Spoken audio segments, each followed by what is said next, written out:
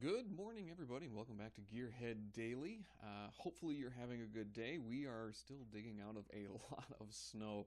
It dumped about a foot on us in the past week, and then, of course, it's snowing this morning, so I got another 6 inches to deal with. So I am hiding away in my house rather than going and dealing with the snow at the moment. So what I thought I would do is, as usual, I like to bring you something fun, exciting, interesting, or just, enraging in the car world. And I've been reading a lot of the comments from the Super video, and some of them are absolutely hilarious. So I will probably read some of those out loud at a later date because it's pretty entertaining for me. So, what I do want to bring to you today, though, is if you remember, many of you may be familiar with a situation in which a man bought a Ferrari 430, had a inspection done, and turns out the thing was an entire basket case.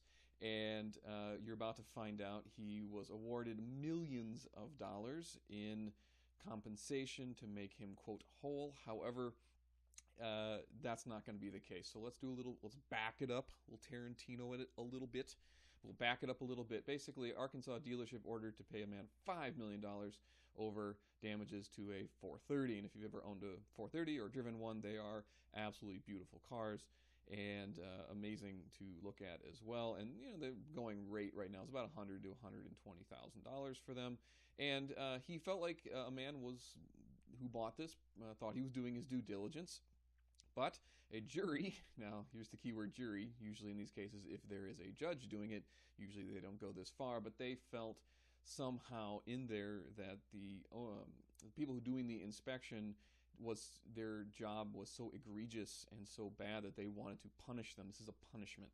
So keep that in mind as we go forward. There is an update to the story, and I guarantee you it's nowhere near $5.8 million. So this guy went to buy a 07 F30 sight unseen from a Mercedes-Benz dealership in Arkansas. He did perform his due diligence. A dealership in Plano, Texas reportedly did a PPI, or a pre-purchase inspection. Always a good idea. Sometimes it doesn't work, and of course this didn't work. He noticed a smelling of gas when he got it. The pre-purchase inspection was done, and basically said there were a couple issues that they were going to do and fix, and it wasn't really that big a deal. It says he called the sales manager after he got the car and noticed the smell and had it taken to Competizione Sports Cars in Maryland. Inspection revealed a cracked exhaust manifold, leaking fuel pump, and problems with the suspension, something that a PPI should have obviously caught. Okay, so the man complained, and he went to the Mercedes-Benz dealership, and they declined to pay for it. So what they're doing is they're in a negotiation of sorts at the moment. Nothing legal has gone on. Basically, he said, look, here's an issue. I want you to pay for it. I want you to take care of it.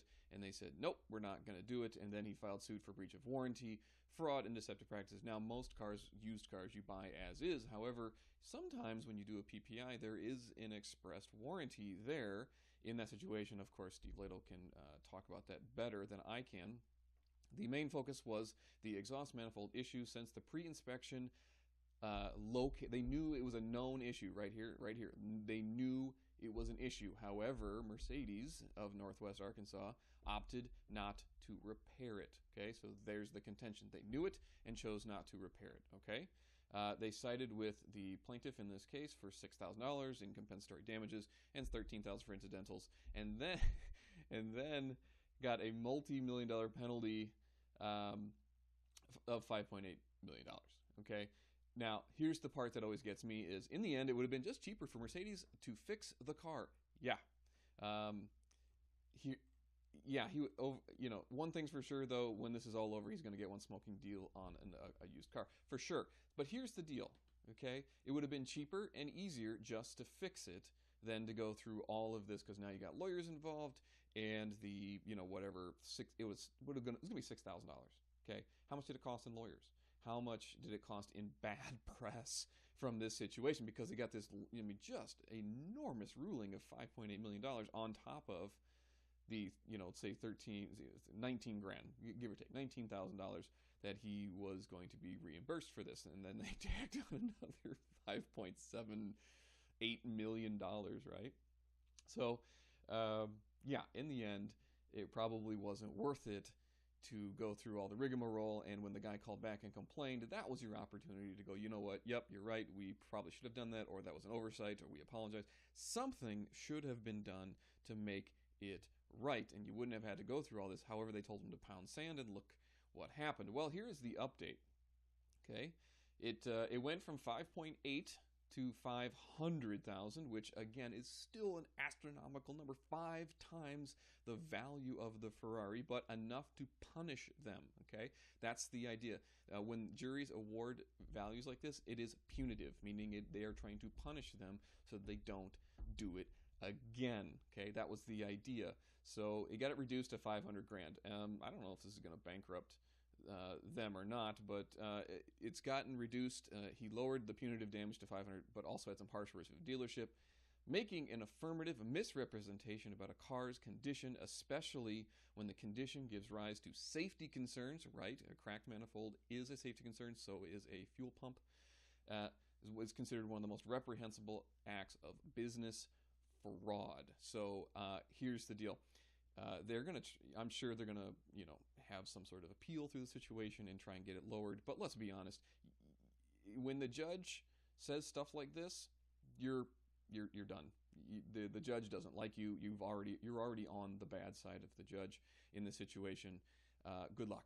You're in for a rough spot. So how do you get 5.8 million reduced down to 500,000? Just like this. Fairly simple. So I don't know. What do you think? Should the dealership have done it prior to doing it? That's what I think. But once the issue was brought up, should they have fixed it then? Or, I don't know, how dumb on a scale of 1 being, Alfred Einstein, right?